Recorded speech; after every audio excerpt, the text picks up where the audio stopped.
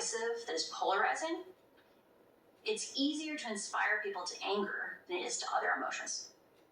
Well, according to research we found, the average adult spends about 33 minutes on Facebook every day, but that doesn't seem like much. However, consider those who spend potentially hours on the platform. Now, we've been on this story from day one, and last week I asked one of our tech experts why Facebook doesn't use its algorithms for something more positive. The thing, and maybe I'm being utopian here, Shivani, but we know they can control the algorithms. We know that what's happening ultimately in the end is it's making us angrier and more divided. Can't they make the algorithms? Is that the only way to profit? Is that their best way to profit? So now, Shivani said, yes, they do, but it's not good for the bottom line, which Haugen confirmed last night on 60 Minutes. Facebook has realized that if they change the algorithm to be safer, people will spend less time on the site, they'll click on less ads, they'll make less money. So Facebook has two problems here. First, they have investors to answer to, investors who benefited from those algorithms and the money they generate on ads. But today, the stock closed down 5% on the whistleblower's news. The company's job, of course, is to make money. That's the bottom line, so to speak. Today's massive outage also contributed to the stock selling off. But they also have a PR problem. Last week, the company's global head of safety gave testimony on Instagram's effect on teenage girls. And it was in direct contradiction to what the whistleblower said last night. Here's part of it. The research showed that many teens said Instagram is helping them with heart issues that are so common to being a teen. Facebook's own research says it is not just that Instagram is dangerous for teenagers, that it harms teenagers. It's that it is distinctly worse than other forms of social media. So, two sides of the same issue, and regardless of where you come down on this, can and should anything be done about Facebook? That is the question, and that's where we begin tonight. Joining me now, Dr. Jeff Myers. He's the president of Summit Ministries and host of the Dr. Jeff Show, and Seth Schachter, managing director of Strat Americas. Gentlemen, thank you both for your time. Seth, I want to start with you because we talked about it in our meeting this afternoon, and it seems to me if this were a car company knowingly picking profits over safety, there would be outrage, there would be congressional hearings, there would be fines, and there would definitely be changes. What's different with these? Yeah, people go to jail.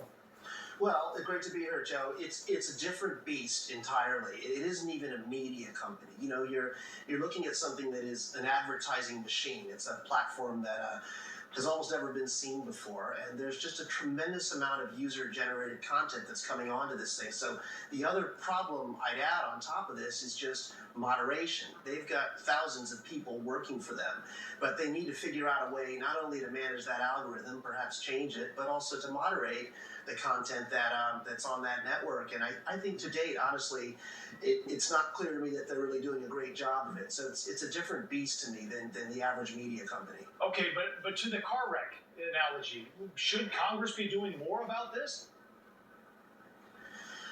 I certainly think it's helpful to have some scrutiny on it, but I don't, when I really look at the situation, I don't know if regulation is actually the actual answer to it. I think it is ultimately about more moderation, creating an environment that's actively managed, and this is Facebook doing it, and probably opening up, that algorithm to as much scrutiny and open air as possible would be my view on it. All right, Doctor, let me ask you, I guess, in addition, we probably, no matter what the safety issues were, we're not going to stop driving, and we're probably not going to stop using Facebook, or at least most of us.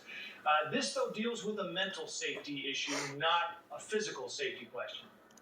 There's no question we are dealing through COVID with one of the worst mental health crises that our young adults in this country have ever faced. The Mental Health Association says that 90% of young people who have been screened for mental health issues have screened moderately to severely positive for depression. So we already have this tinderbox of a situation with young adults. And Facebook's own research is now showing that they know the effect that they're having on people. They know that their platforms create anger. They know that their platforms for young women especially create body image problems. My concern at Summit Ministries is for young adults. They are the ones I am advocating for, and They are the ones that are being victimized for profits for these social media companies. Seth, let's bring you back in and talk about one of the other revelations coming from this whistleblower that Facebook turned off its security safeguards after the elections, but before the riots on January 6th. Let's listen to this clip and we'll ask you about it after. First thing I do was look at Facebook makes more money when you consume more content. People enjoy engaging with things that elicit an emotional reaction. And the more anger that they get exposed to, the more they interact and more they consume. So, Seth, you've worked with a lot of social media companies. How do you explain what Facebook did in this particular situation? Well, look, they're trying to drive engagement. I'm not saying it's right. It certainly isn't if they're contributing to some seriously negative developments like we're describing here. But, to the extent that they can drive user engagement, whether it's good or bad, that's what they're ultimately trying to do here. And I think it is a